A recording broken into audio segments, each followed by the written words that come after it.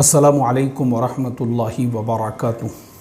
बिस्मिल्लाहिर्रहमानिर्रहीम नहमदुहु व नुसल्ली अला रसूलिहिल करीम अम्मा बाद। मोहतरम भाइयों, बुज़ुर्गों, दोस्तों, हमारे आज के ज़माने में बच्चों का अपने माँ बाप को अकेले छोड़ना और शादी के बाद में जो है अपनी एक लाइफ पुरसुकून ज़िंदगी आलीशान सोसाइटीज़ के अंदर मकानात वग़ैरह लेकर रहना ये आम हो चुका है। छोटे मोटे खेड़े पाड़े गाँव देहातों के अंदर भी दूसरा कोई मकान लेकर औलादे अपनी फैमिली के साथ में अपने बीवी बच्चों के साथ में जो है आराम से ज़िंदगियां गुजार रही है और माँ बाप जो है बेचारे बुढ़ापे के अंदर वो एड़ियां रगड़ रहे हैं। अभी थोड़े दिनों पहले की बात है, जुमा की नमाज के बाद में मैं एक रास्ते से गुज़र रहा था और एक सिग्नल के ऊपर मेरे बाजू में एक रिक्शा था और बाजू में जो है मैं अपनी बाइक लेके खड़ा हुआ। रिक्शा जो है रेड सिग्नल के ऊपर, तो मैंने देखा कि रिक्शे के ड्राइवर सीट के ऊपर एक मुसलमान बुज़ुर्ग बैठे हुए हैं।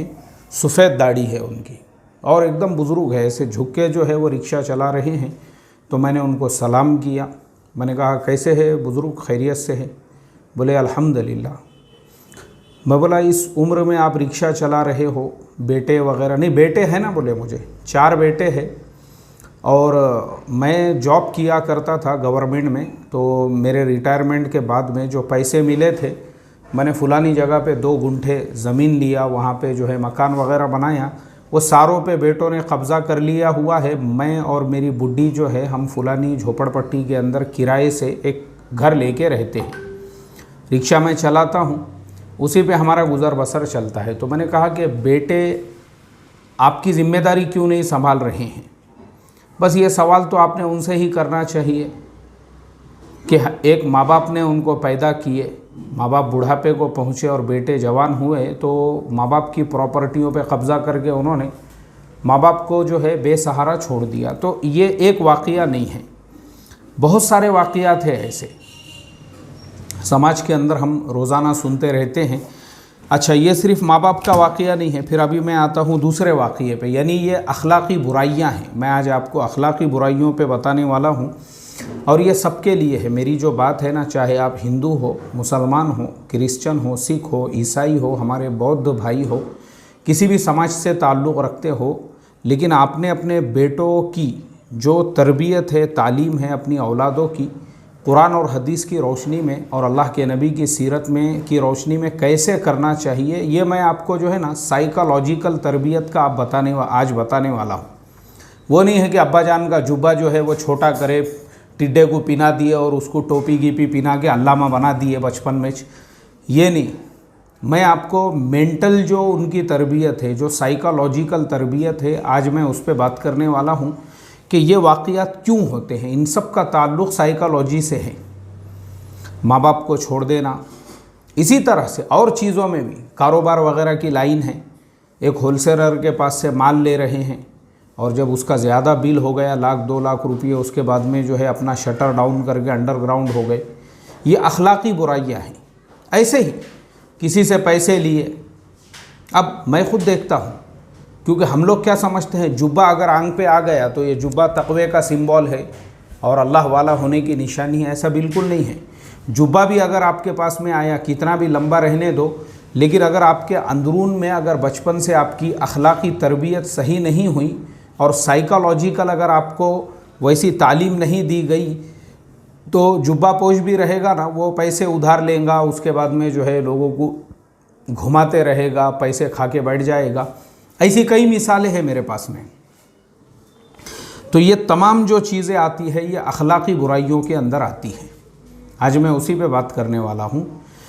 ये बुराइयाँ क्यों हैं हमारे समाज और हमारे मुआशरे में, उसका रीज़न क्या है, उसकी जड़ और उसकी बुनियाद पे हम बात करेंगे। और अब हम ये बताएंगे आपको, अल्लाह के नबी सल्लल्लाहु अलैहि वसल्लम ने अपने सहाबा की ऐसी ही साइकोलॉजिकल जो तरबियत है वो ऐसी की थी। कौन सहाबा? ये वो सहाबा थे जो ईमान में दाखिल होने से पहले ख़ुद एक दूसरे से लड़ा करते थे। ज़रा सी बात पे से उनमें जंगें हुआ करती थी, लेकिन जब वो ईमान में दाखिल हुए तो अल्लाह के नबी सल्लल्लाहु अलैहि वसल्लम ने उनकी अखलाक़ी तरबियत की, साइकोलॉजिकल उनकी मेंटालिटी को ऐसे बिल्ड किया, ऐसे बनाया वही सहाबा है, एक गज़वे के अंदर एक दूसरे के लिए वो प्यासे जान दे रहे हैं। हम बचपन से ये वाक़या सुनते हैं, बचपन से प्यासे जान दे रहे हैं एक दूसरे के लिए। इसी तरह से मेहमान हैं और घर में खाना जो है एक ही आदमी खा सकता है, तो मेहमान के लिए चिराग बुझा रहे हैं ताकि अंधेरे में मेहमान पेट भर के खाना खा ले। इसे कहते हैं अखलाक़ी तालीम और अखलाक़ी तरबियत। हज़रत इमाम शाफ़िई रहमतुल्लाह अलैह रात के अंधेरे में रास्ते से गुज़र रहे हैं मस्जिद से अपने घर की तरफ, फ़ौरन एक नौजवान आपके साथ में आ गया और रास्ते से चलने लगा। हज़रत इमाम शाफ़िई रहमतुल्लाह अलैह ने उस नौजवान से पूछा, भाई क्यों मेरे साथ में चल रहे हो?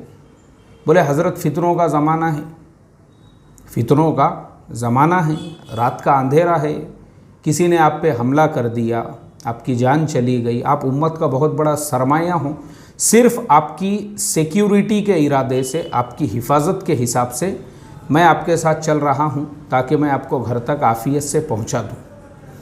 घर के दरवाज़े पे पहुँचे। हज़रत इमाम शाफ़िई रहमतुल्लाह अलैह ने अपने जो भी उन्होंने उस ज़माने के एतबार से जो है उनके जेब में जो है पैसे थे 4 दीनार, वो निकाले और निकालने के बाद में उस नौजवान के हवाले किए, कहा ये मेरी तरफ से रख ले, ये बहुत कम है और इसके कमी पर मैं माज़रत चाहता हूँ। 4 दीनार, पता है आपको, पहले दीनार और दिरहम का फ़र्क समझो। दीनार कहते हैं सोने के सिक्के को और दीनार छोटे छोटे होते थे। अभी दिरहम का ही अगर हम हिसाब पकड़ेंगे तो दिरहम जो है वो तकरीबन 3.5-4 ग्राम का एक दिरहम होता है। अब वो अगर 4 दीनार का वज़न अगर हम 3.5 ग्राम के हिसाब से भी अगर पकड़ते हैं तो तकरीबन वो 1.5 तोला होते हैं। और आज का मार्केट रेट जो सोने का है वो है 55,000 रुपये। उस हिसाब से पकड़ते हैं तो 80,000 रुपये आपने सिर्फ मस्जिद से घर तक एक नौजवान आपको आया तो आपने खुश होकर उसको हदिया दिए। ये होती है अखलाक़ी तरबियत। अखलाक़ी तरबियत जो है ना वो इसे कहते हैं, इसे ये ज़रूरी है। और दोनों में भी, एक तो वो नौजवान जिसके माँ बाप ने उसकी ये तरबियत की, उसको अदब सिखाया उसको, वरना मैं देखता हूँ मेरे सामने अभी 3-4 दिन पहले ही एक नौजवान जिसकी उम्र होगी 22 से 25 साल और एक बूढ़े मियाँ जिनकी उम्र होगी 65 से 70 साल, ए बूढ़े, ए डंगरे, वो नौजवान वो बूढ़े के आंग पे, बूढ़े मियाँ के आंग पे मारा मारी चल रही दोनों के दरमियान में। मैं रिक्शे में बैठा हुआ था, रिक्शा रोकने लगाया मैंने, अरे रिक्शा रोको रोको। मैं बोला भाई ड्राइवर साहब, झगड़े छुड़ाना ज़रूरी है, बुढ़ा है। मैं बोला एक आधा आड़ा टेढ़ा कहीं पे भी बैठ गया सीधा रवानगी के आधा। वो पिल्ले को उतनी अक्ल तो है नहीं कि बुढ़े की अगर मौत हो गई तो उसकी पूरी ज़िंदगी भी सड़ेगी, लेकिन नहीं, जोश में, जज्बात में, क्योंकि ये प्रॉब्लम है माँ बाप की तालीम और तरबियत का। ये माँ बाप का काम होता है, बड़ों की इज़्ज़त करना, बड़ों का अदब करना, रास्ते में कोई बड़े बूढ़े बुज़ुर्ग मिल जाए उनको सलाम करना। इसे कहते हैं साइकोलॉजिकल। आप अपनी औलाद की कैसे तालीम करते हो, तरबियत करते हो। आप अपनी औलाद की कार्ड जो है ना, मेरा जो बैग है वो उसके अंदर ही मेरी जो डब्बी है ये आरामको की, उसके अंदर है, उसमें ले ले। मेरे पास कैश तो नहीं है तो मेरा क्रेडिट कार्ड वहीं पे होगा। तो ये जो है ना, आप अपने औलाद की जो तालीम करते हो, तरबियत, इससे पता चलता है आपने उनको अखलाक सिखाए हैं, बड़ों का अदब, बड़ों का एहतराम, तो वो बच्चों के अंदर ये चीज़ पैदा होती है। वरना 22-25 साल का एक लड़का है और अपने से उम्र में 3 गुना अपने दादा के उम्र के आदमी से अगर गाली गलोच और लड़ाई झगड़े कर रहा है, इससे सिर्फ ये पता चलता है कि माँ बाप ने तरबियत नहीं की।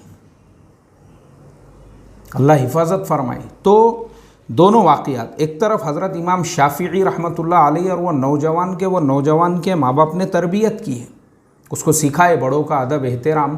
तो एक बूढ़ा आदमी, एक बुज़ुर्ग आदमी जो है उसको देखकर वो उनके साथ में उनकी हिफाजत के लिए उनके घर के दरवाज़े तक चला। और दूसरी तरफ इमाम शाफ़िई वो है जिनकी तरबियत ऐसे हुई कि इमाम शाफ़िई ने भी उनका दिल, देखो आप, इसे कहते हैं दिल के अंदर उसात होना, कि उन्होंने जो है 4 दीनार निकाल के उसको दे दिए। 4 दीनार किसे कहते हैं?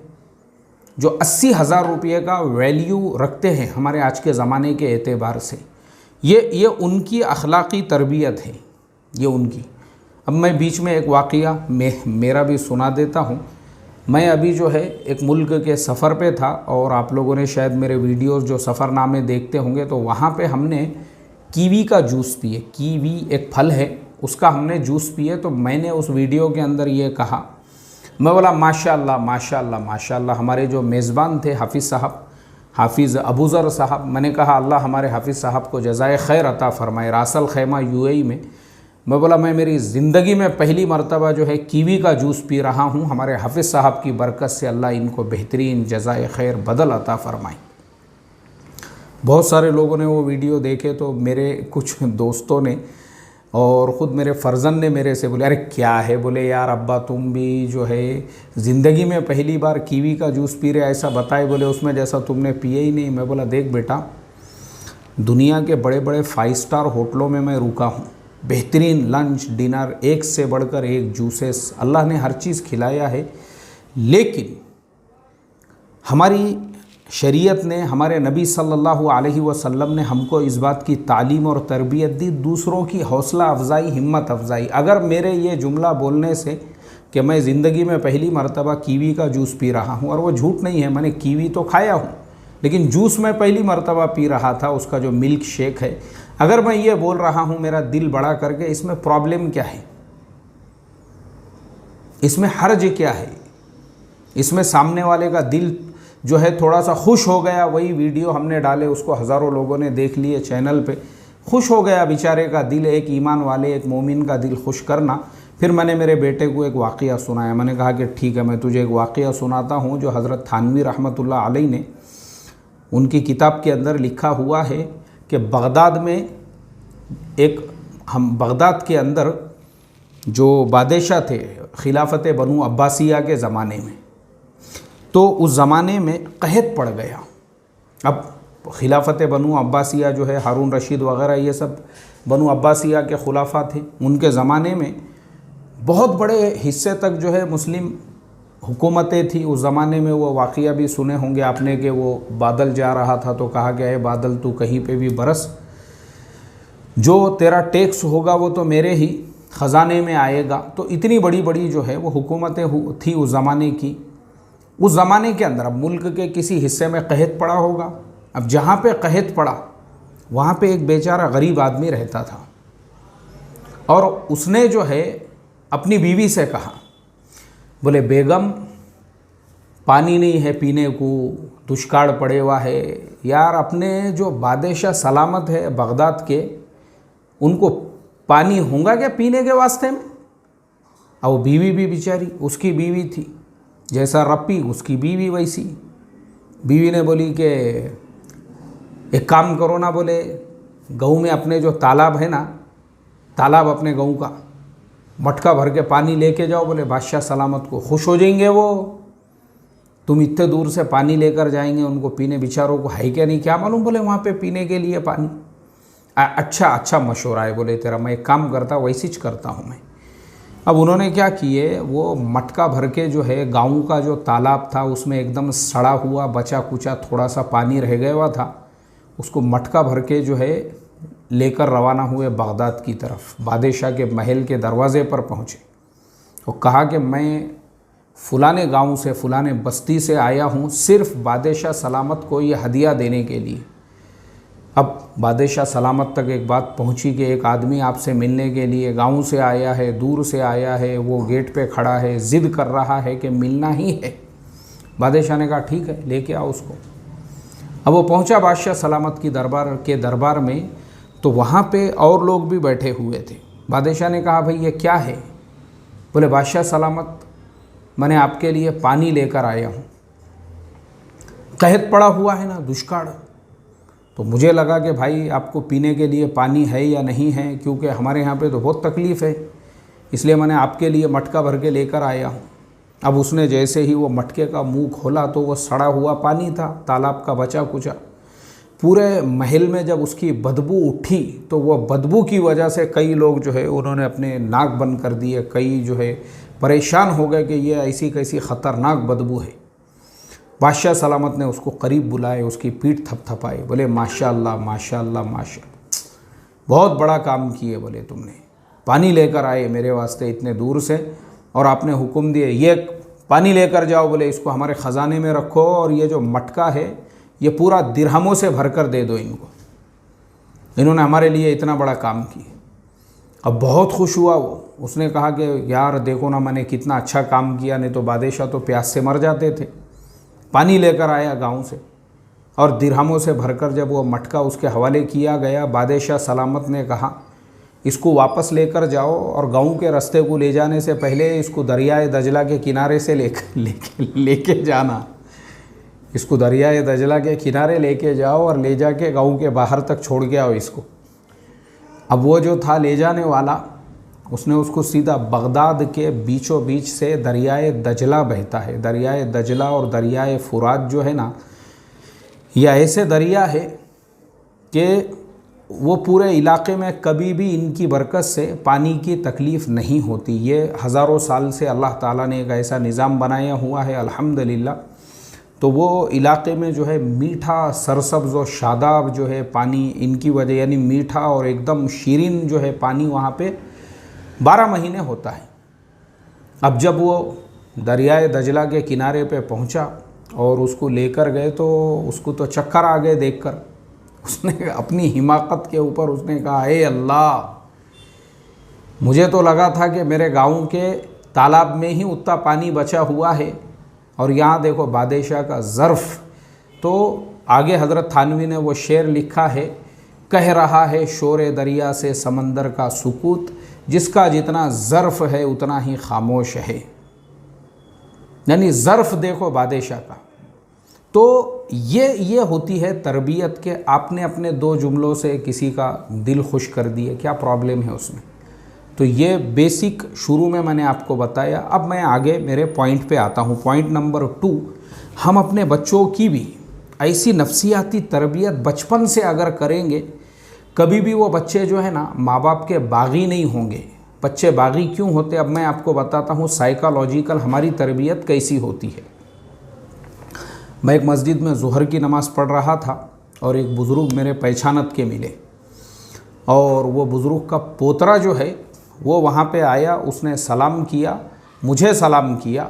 तो मैंने कहा दादा को भी सलाम करो। बोले नहीं मैं दादा को सलाम नहीं करता। मैं बोला क्यों? नहीं अम्मी ने सिखाया हुआ है, बोले दादा को सलाम नहीं करना, दादा को मिलना नहीं, दादा के मुंह को नहीं देखना। और वहाँ से वो बच्चा चला गया। तो फिर वो बुज़ुर्ग ने मेरे से कहा, बोले इनकी माँ ने इनको ये तालीम तरबियत दी।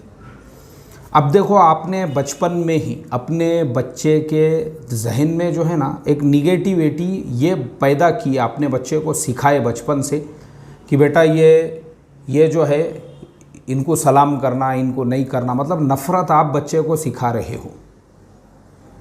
आपने पॉजिटिविटी की बजाय निगेटिविटी। तो जब आपने तो वो बच्चा जब बड़ा होगा ना, उसकी एक मेंटालिटी ये बिल्ड होंगी बचपन से कि भाई मेरा सग्गा बाप, उसने अपने बाप का अदब एहतराम किया नहीं, मेरी माँ उसने मुझे ये सिखाई कि दादा को सलाम नहीं करना। तो आगे चल के वो खुद ये सीख रहा है। आप उसकी साइकोलॉजिकल ये तरबियत और तालीम कर रहे हैं। अगर आप उसको ये सिखाते कि भाई सबको सलाम करो, सबसे मुलाकात करो, सब अपने हैं, सबका अदब करो, एहतराम करो, ये साइकोलॉजिकल तरबियत होती है, तालीम होती है बच्चों की।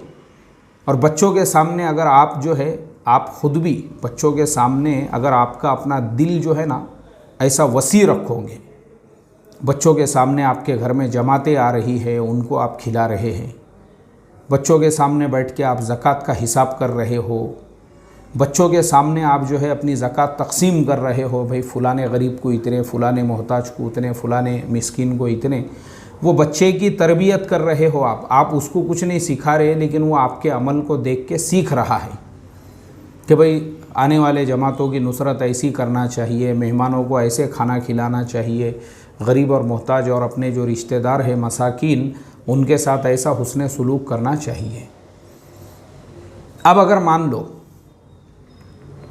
आपके घर में कोई मेहमान आया और उसको देख के ही आपका मुंह छोटा हो गया और बच्चों के सामने ही मियाँ बीवी में झगड़े चल रहे हैं किचन के अंदर, कह रहे यार कब जाता क्या मालूम, ये अब इसके खाने का भी इंतज़ाम, मतलब आप खाने के लिए मारामारी कर रहे हो, खाने के लिए, एक वक्त का खाना, और मेहमान के लिए, या फिर उसके सगे माँ बाप के साथ जो आप सलूक कर रहे हो ना, अक्सर घरों में होता है, बहू ससुरे को बराबर टाइम टू टाइम खाना नहीं दे रही है, और ये बच्चे देख रहे हैं कि हमारे दादा का ही घर है, दादा ने ही जो है अब्बा को पढ़ा लिखा के इंजीनियर बनाई, और हमारी अम्मा जो है हमारे दादा के साथ ही ये सलूक, उनको खाना नहीं दे रहे हैं बराबर टाइम टू टाइम, और झगड़े हो रहे हैं खाने पीने पर से। ये मेंटली तरबियत हो रही है आपके घर में, आप अपने बच्चों की ऐसी तरबियत कर रहे हो। अब जब मेंटली ऐसी जब तरबियत होगी, तालीम होगी ना, तो प्रॉब्लम क्या होगा पता है आपको? वो बच्चा आगे चल के जब बड़ा होगा सगे माँ बाप को खाना नहीं खिलाएंगा, आपने सिखाया उसको, क्योंकि बच्चे जो सीखते हैं ना भाई, वो अपने माँ बाप से ही सीखते हैं। अब जैसे मैं आपको एक और मिसाल देता हूँ, रमज़ानुल मुबारक के महीने में मुझे हमारे जो तमीम भाई है, तमीम भाई शारजाह में रहते हैं, उन्होंने मुझे 3 किलो अजवा खजूर हदिये में दिए थे। तो मैंने रखा था वो, मैं बोला रमज़ान में यही इस्तेमाल करेंगे। फिर उसके बाद में हमारे एक और दोस्त रहते हैं पूना में, अल्लाह उनको जज़ाए खैर अता फरमाए, उन्होंने 5 किलो खजूर दिए, एकदम बेहतरीन क्वालिटी की, रमज़ान शुरू होने से 1-2-4 दिन पहले। अब दोनों खजूर मेरे पास में रखी हुई है, वो भी खजूर है, ये भी खजूर है, इफ्तार में भी और सहर में भी, और जब दिल में आया वो खा रहे हैं। 5वें छठे रोज़े को मेरे फर्जन ने एक और खजूर का बॉक्स लेकर आई। इफ्तार के ही वक्त में हम लोग बैठे हुए हैं, वो ऑफिस से आ रहे हैं और आते आते लेकर आ गए। तो मैंने उसको बोला, मैं बोला यार यहाँ पहले 8 किलो खजूर पड़ी हुई है, और वही खजूर जो है पूरे के रमज़ान में बचने वाली है, और इसके लिए हम इस इंतज़ाम में लगे हैं कि भाई वो खजूर को कैसे जो है तकसीम किया जाए, तो ऊपर से और तूने लेकर आ गया ये बॉक्स। बोले मेरा एक दोस्त जो बेचारा हालात का शिकार हो गया, कर्ज़े हो गए, सारी चीज़ें, अब उसने सोचा रमज़ान में कुछ कारोबार करूं, तो ये खजूर वग़ैरह ये सब चीज़ें वो बेच रहा है। मुझे हालांकि ज़रूरत नहीं है, पर फिर भी मैंने लेके आया, चलो ठीक है किसी और ज़रूरतमंद के काम आ जाएगा। लेकिन उसको एक मोटिवेट करने के लिए, अब क्या है ये 200-500 रुपया अगर ख़र्चा भी हो गए खजूर के डब्बे के ऊपर, उससे कोई फ़र्क नहीं पड़ता, लेकिन सामने वाले का दिल रखने के लिए कि मैंने एक कारोबार शुरू किया तो लोग मुझे सपोर्ट कर रहे हैं, बस इसी इरादे से मैंने लेकर आ गया। क्या होता है ना, जब आप जो करते हो आपकी औलादों पे असर पड़ता है, फिर वो भी उसी तरह का अमल करते हैं, और फिर उनका भी दिल जो है ना ऐसा ही होता है, वसी होता है। ये तालीम होती है, ये तरबियत होती है। और अगर माँ बाप बुख्ल कर रहे हैं 5-5 रुपये के लिए झगड़े, चचा के घर पे जा रे, अपनी पानी की जो है खाली बॉटल है उनके घर पे, लेके आ वहाँ से जाके। अब पानी की बोतल के लिए झगड़े चल रहे, खाली पानी की बोतल है, और बोले वो सफ़र में उनके घर को रह गई थी, अब वो बोतल लाने थैली पे से झगड़े चालू है। अरे अपनी थैली लेके गए थे यार, बिस्मिल्लाहिर्रहमान, अल्हम्दुलिल्लाहि रब्बिल आलमीन। आप जो है ना अपने बच्चों को बुख्ल सिखा रहे हो कि भाई बड़े हुए बाद थैलियों पे से झगड़े करो, पानी की खाली बोतल पे से झगड़े करो। एक नौजवान ने मेरे पास से जो मोबाइल चार्ज करने का जो चार्जर होता है वो लेकर गया, और ले जाने के बाद में मेरा अच्छा चार्जर वो उसने रख दिया, और सेम टू सेम जो है मुझे ख़राब चार्जर जो है वापस ला कर दिया, ख़राब चार्जर। तो मैं जब उसको लगा रहा हूँ अपने मोबाइल फ़ोन को, मैं बोला यार क्या बात है, ये लग रहा नहीं मोबाइल को। तब मेरे समझ में आया, मैं बोला नहीं यार ये अपना चार्जर नहीं है। तो मैंने उस नौजवान को फ़ोन किया, मैंने कहा भाई तुमने वो चार्जर लेकर गए थे और दूसरा चार्जर दे दिया आपने। नहीं, अरे यार तुम बोले यार मेरे ऊपर इल्ज़ाम लगा रहे। मैंने कहा नहीं भाई गलत बात है ये, क्योंकि मेरी जो चीज़ है ना, मैंने उसको ऐसा हाथ लगाया तो मुझे समझ में आ जाता कि ये चार्जर आपने बदल के दिए। नहीं, अब वो मेरे साथ में टर्रापन कर रहा है। मैं खामोश हो गया, मैं बोला भाई अपने को लड़ाई झगड़ा करना नहीं है, लेकिन ये आगे चल के बहुत बड़ा डाकू बनने वाला है।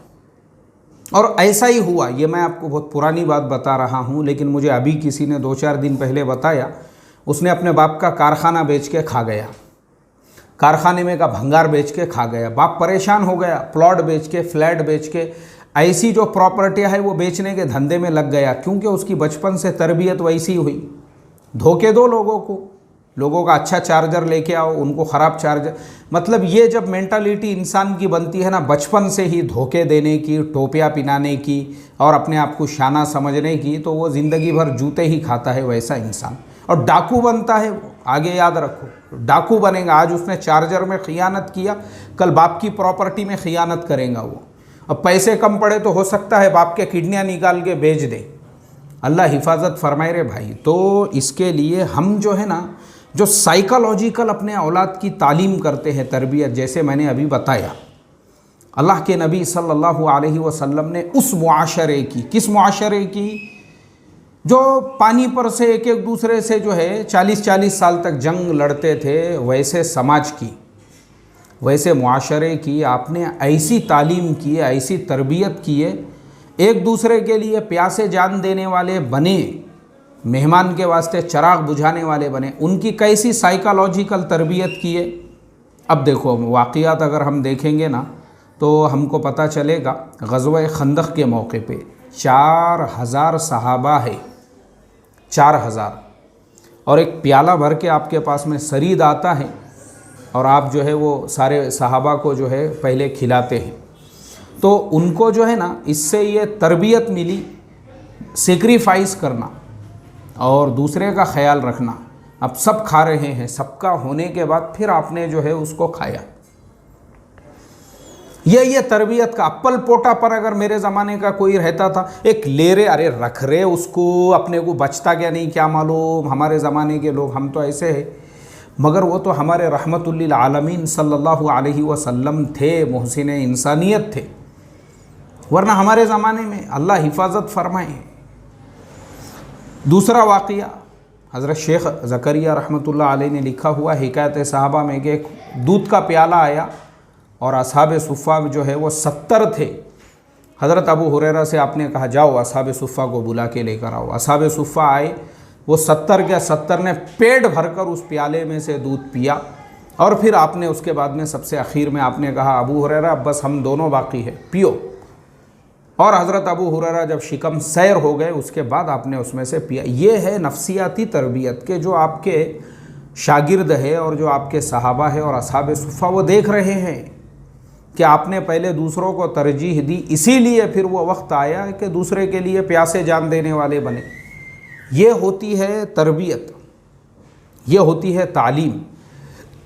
जब आप ऐसी नफ्सियाती तरबियत करते हो ना अपनी औलादों की, वो औलादें कभी भी माँ बाप को छोड़ती नहीं है। मैं ख़ुद ऐसे औलादों को जानता हूँ जिन्होंने अपने माँ बाप के लिए अपनी किडनियाँ दे दी है, किडनियाँ अपने माँ बाप के लिए। मेरा दोस्त है, दुबई में ही है, उसकी बेचारे की बहुत बड़ी दुकान है, वो ओरिजिनल में वहीं के रहने वाले भी है। उनके वालिद साहब की उम्र थी कुछ 100-125 साल। वो अपने हाथ से जो है बैतुल खला धोते थे अपने अब्बा का, अपने हाथ से उनको नहलाते थे, अपने हाथ से कपड़े पहनाते थे। बुढ़ापे की वजह से उनको ये नहीं होती थी, क्या कहेंगे उसे, मोहम्मद अल सलाही उनका नाम है। वालिद साहब को जो है बुढ़ापे की वजह से वो माजूर थे, बुढ़ापे की वजह से बाप की इतनी खिदमत की आखिरी सांस तक, और बाद में उनका इंतकाल हो गया। अल्लाह उनकी मग़फ़िरत फ़रमाए, जन्नतुल फ़िरदौस। तो बाप की दुआ से इनको क्या फ़ायदा मिला? इनको फ़ायदा ये मिला, आज होलसेल दुकानें हैं उनके चाइना से डायरेक्ट वहाँ पे कंटेनर आते हैं, होलसेल के बड़े बड़े कारोबार है। उन्होंने ऐसी पूरा के पूरे ऐसे मॉल है उनके। क्यों? अल्लाह ताला ने जो है इतना नवाजा, वो माँ बाप के खिदमत की वजह से। आज भी है ना, मैं बता रहा हूँ, माँ बाप के लिए क़ुरबानी। तो ये कौन लोग हैं जब इन्होंने अपने माँ बाप के हुस्न सलूक को देखा कि भाई जब हमारे माँ बाप ऐसे थे तो हम फिर अपने माँ बाप के नक्श कदम के ऊपर हम चले।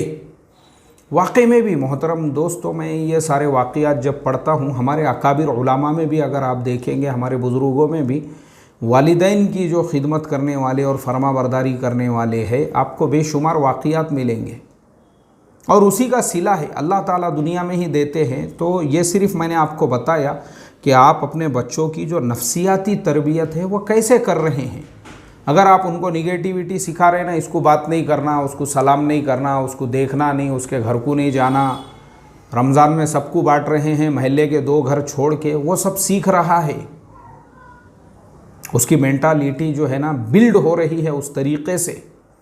जो आप सिखाएंगे, जैसी आप तालीम और तरबियत करेंगे, वैसे असरात मुरतब होंगे आपकी औलादों के ऊपर। तो नफ्सियाती तौर पे मैंने शुरू में ही कहा, चाहे आप हिंदू हो, मुस्लिम हो, क्रिश्चन हो, बौद्ध हो, किसी भी समाज से ताल्लुक़ रखते हो, लेकिन आपने भी अपने बेटों की बचपन से ही जो है ना जो तालीम है, तरबियत है, वो इस हिसाब से करना चाहिए। उनको साइकोलॉजिकल आप उनको बिल्ड करें, साइकोलॉजिकल। और कल के भी मैंने वीडियो में कहा था कि बच्चों के सामने जो है ना ये दुनिया की बड़ाइयाँ और डेंगे हम ना मारे।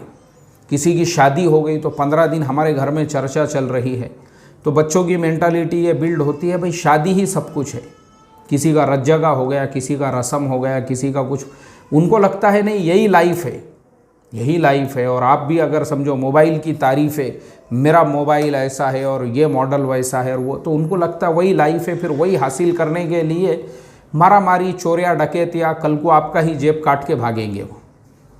अल्लाह हिफाजत फरमाए। तो नफ्सियाती जो तरबियत है, छोटी छोटी बातें, ये माँ बाप का काम होता है अपनी औलादें। जैसे मैंने बताया एयरपोर्ट के लाउंज में एक बाप अपने बेटे को सिखा रहा, लेके आ रहे, बोले जूस के पैकेट तेरे को जितने लेने का है ले, और बैग में भर के लेकर जा रहा है बच्चा। तो ये बाप उसकी गलत तरबियत कर रहा है। ऐसे ही एक आखिरी पॉइंट बोल के मैं बात ख़त्म करूँगा।